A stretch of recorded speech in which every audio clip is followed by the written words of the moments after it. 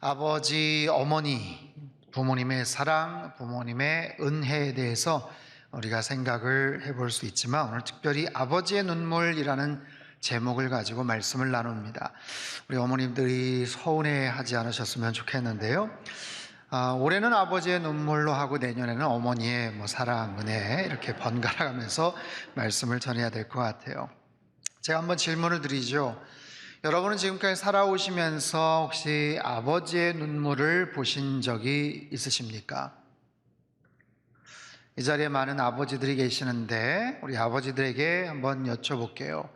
여러분들은 혹시 살아오시면서 우리 자녀들에게, 가족들에게 진한 눈물을 흘리셨던 혹시 그런 적이 있으십니까? 김현승 시인은요, 아버지의 마음이라는 시에서 이렇게 말합니다. 아버지의 눈에는 눈물이 보이지 않으나 아버지가 마시는 술에는 항상 보이지 않는 눈물이 절반이다. 아버지는 가장 외로운 사람이다. 가장 외로운 사람이다. 오늘 본문에는요, 인생에서 가장 외롭고 가슴 아픈 순간을 경험하는 한 아버지가 소개가 돼요. 바로 야곱이죠. 사랑하는 아들 요셉을 잃고 애통하며 눈물을 흘리는 그런 장면이 오늘 등장을 하고 있습니다. 오늘 본문 33절에서 35절까지 말씀을 우리 같이 한번 읽겠습니다. 시작. 아버지가 그것을 알아보고 이르되 내 아들의 옷이라 악한 짐승이 그를 잡아 먹었도다. 요셉이 분명히 찢겼도다 하고 자기 옷을 찢고 굵은 배로 허리를 묶고 오래도록 그의 아들을 위하여 애통하니 그의 모든 자녀가 위로하되 그가 그 위로를 받지 아니하여 이르되 내가 슬퍼하며 스올로 내려가 아들에게로 가리라 하고 그의 아버지가 그를 위하여 울었더라. 아버지 야곱이 눈물을 흘리고 있어요. 애통해하고 있습니다. 애통하다, 애통하다. 여기서 이 단어는 성경에서 슬퍼하다, 눈물을 흘리다, 애통하다 9가지 종류의 단어가 있는데 그 중에 가장 비탄에 잠긴 그런 단어, 가장 원초적이고 가슴속 깊은 곳에서 솟구쳐 오르는 슬픔을 의미합니다. 공동번역 성경은요 34절 이렇게 말해요. 야곱은 옷을 찢고 베옷을 몸에 걸친 채 아들을 생각하며 날이 가도 달이 가도 울기만 했다라는 거예요. 계속해서 울었다, 울부짖고 소리를 쳤다, 통곡을 했다라는 거죠. 여러분, 야곱의 일생을 잘 알고 계시죠? 참 힘들고 어려운 삶을 살았지만 아마 이 장면이 야곱의 인생에서 가장 힘들고 괴로웠던 순간이 아닐까 싶습니다. 아버지의 눈물에는 자녀를 향한 깊은 사랑이 담겨져 있죠. 그에게 있어서 요셉은 어떤 아들이에요? 가장 아끼고 사랑하는 아들. 그 아들을 잃었다라는 생각, 그 아들을 다시 볼 수 없다는 사실로 야곱은 깊이 아파하고 있습니다. 여러분, 젊은 시절 야곱은요, 형 에서에게 갈 장자의 축복을 빼앗다시피 하면서 관계가 완전히 엉켜지죠. 그래서 형의 그 복수, 형의 분노를 피해서 삼촌 집으로 피신을 합니다. 그냥 잠깐만 있으면 될 줄 알았는데 20년의 시간이 훌쩍 지나가 버려요. 그리고 그곳에서 가정을 이루죠. 4명의 아내 그리고 12명의 아들을 낳게 됩니다.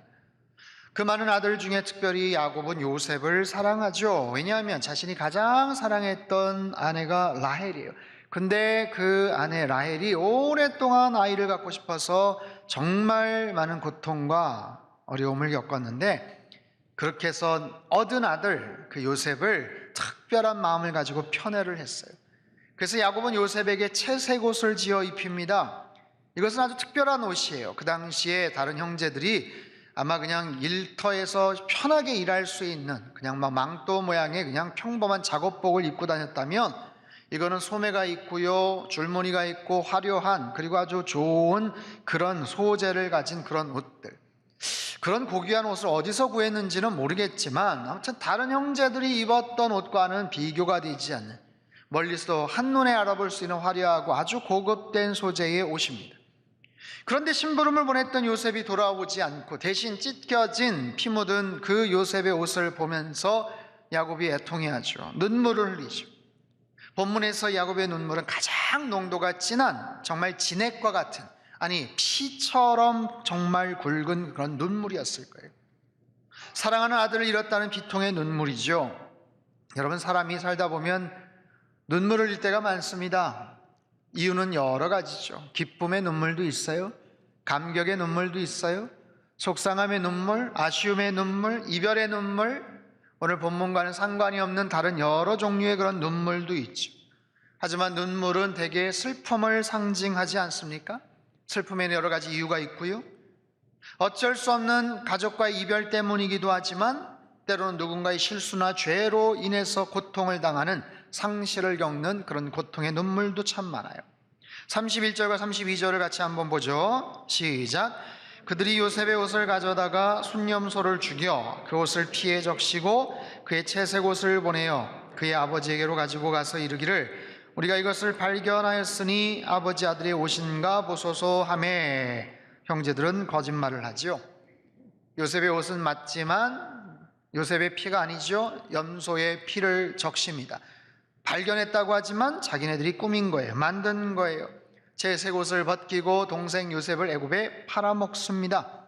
거짓말을 하는 거예요. 왜 형제들은 요셉을 팔아먹었을까요? 돈이 궁해서가 아니죠. 미움 때문입니다. 그 마음속에 시기, 질투, 미움. 형들은 왜 그렇게 요셉을 미워했을까요? 그것은 형들의 전적인 잘못일까요? 아니면 그럴 수도 있겠다 싶을까요? 여러분, 어린 시절 요셉은요, 형들의 잘못을 아버지에게 고자질을 했던 그런 아들이에요. 그런 동생이에요. 함께 모인 자리에서 꿈 이야기를 하면서 잘난 척 하기도 합니다. 그 모습을 아버지가 꾸짖기도 하죠. 그런데 그럼에도 불구하고 요셉을 아버지는 더욱더 사랑했고 사랑할수록 형들에게는 미움을 더 받아갔죠. 창세기 37장 18절에서 20절 말씀인데요, 같이 읽죠. 시작. 요셉이 그들에게 가까이 오기 전에 그들이 요셉을 멀리서 보고 죽이기를 꾀하여 서로 이르되 꿈꾸는 자가 오는도다. 자, 그를 죽여 한 구덩이에 던지고 우리가 말하기를 악한 짐승이 그를 잡아먹었다 하자. 그의 꿈이 어떻게 되는지를 우리가 볼 것이니라 하는지라. 여러분, 요셉을 향한 형제들의 그 시기, 질투, 미움은 그냥 여느 평범한 가정에서 애들끼리 투닥거리면서 그렇게 싸우면서 성장하면서 그냥 있는 의례적인 그런 시기, 질투가 아니에요. 동생을 죽여버리자라고 말할 정도의 아주 극단적이고 공격적인 미움입니다. 그런데 그 미움의 발단은 아버지 야곱 때문이죠. 형제들의 사춘기 때, 가장 예민할 때 큰 상처를 주었던 것이 아버지 야곱이에요.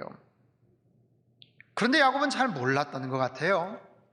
지금 아들들에게 속고 있다는 것도 전혀 몰랐어요.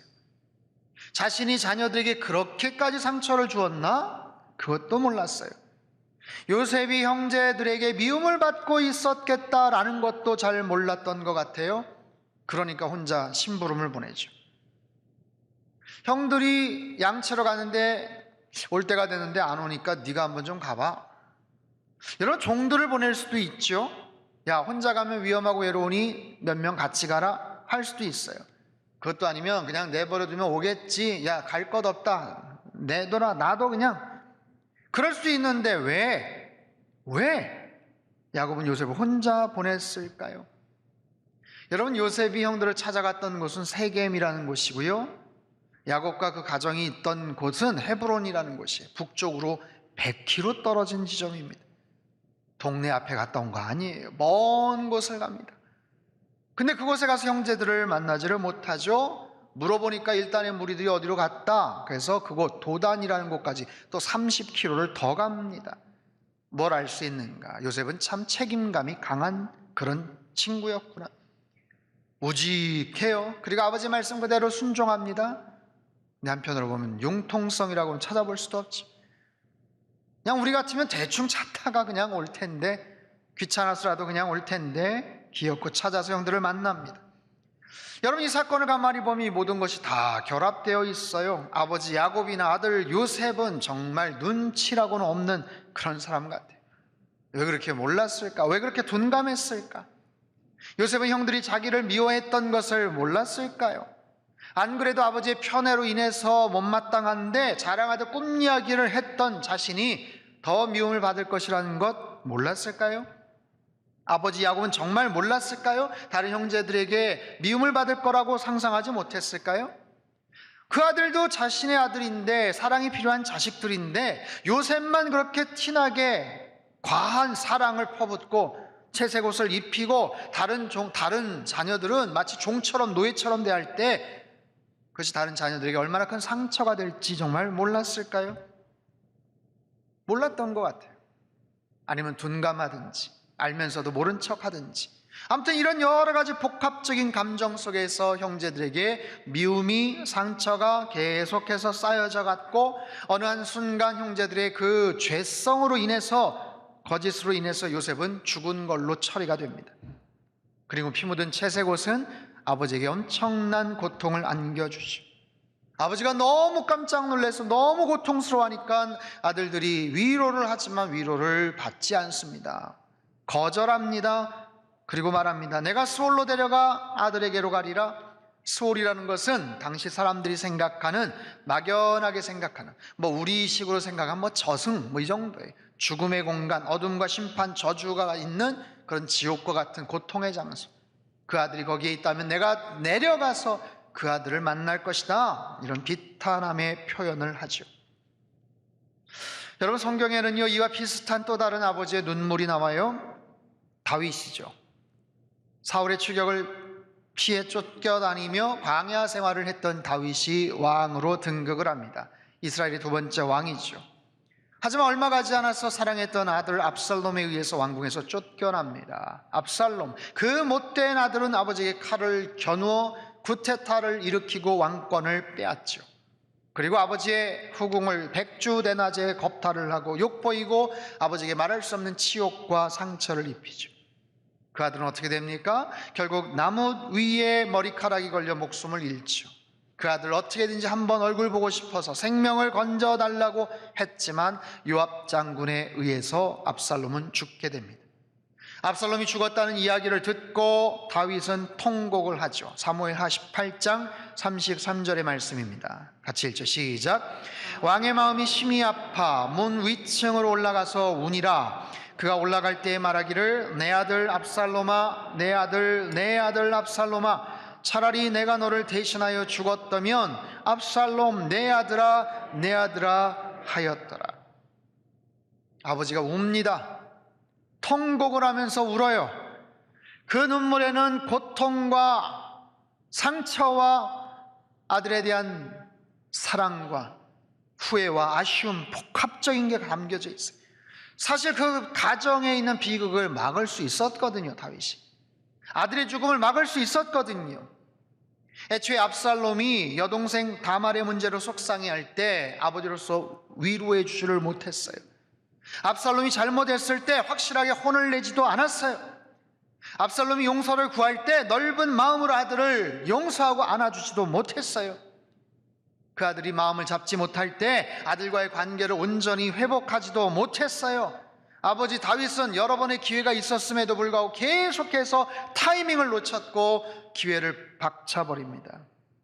아버지의 사랑도 용서도 보여주지를 못했어요. 가장으로서의 질서와 권위도 세우지를 못했어요. 하다가 아들을 잃게 됩니다. 울어요. 아버지가. 그 눈물에는 많은 것이 담겨져 있습니다. 그 비극이, 아들의 죽음이 자신의 죄로 인한 결과라는 자책감이 있어요. 자식들 앞에서 당당할 수 없었던 부끄러움도 있어요.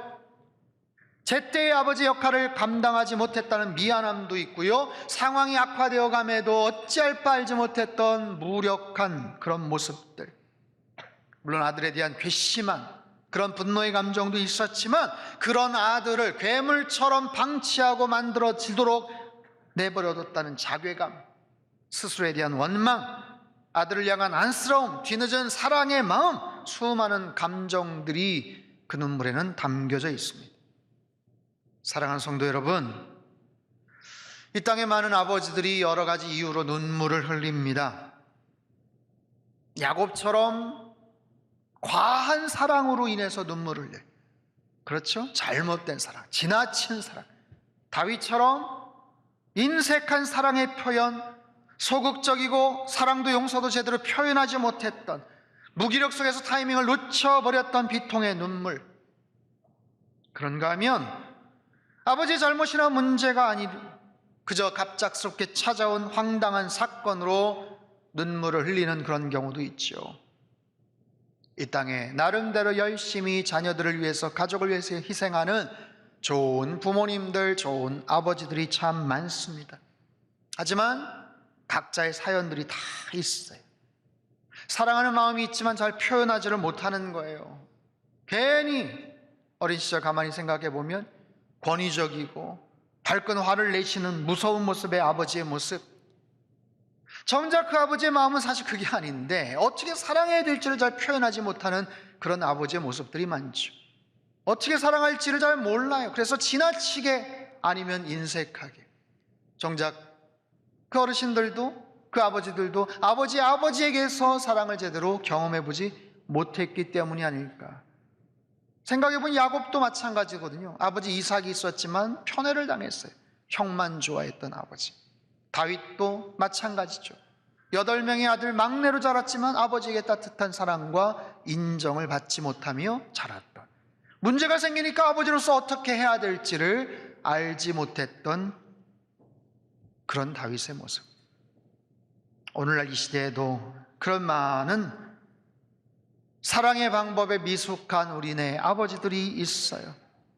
마음은 안 그런데, 진심은 안 그런데 그저 묵묵하게 가족을 위해서, 자녀들을 위해서 수고하시는 아버지의 땀과 눈물이 있죠. 하청호라는 시인이 아버지의 등이라는 시를 쓰셨어요. 내용은 이렇습니다. 아버지의 등에서는 늘 땀 냄새가 났다. 내가 아플 때도, 할머니가 돌아가셨을 때도 어머니는 눈물을 흘렸지만 아버지는 울지 않고 등에서는 땀 냄새만 났다.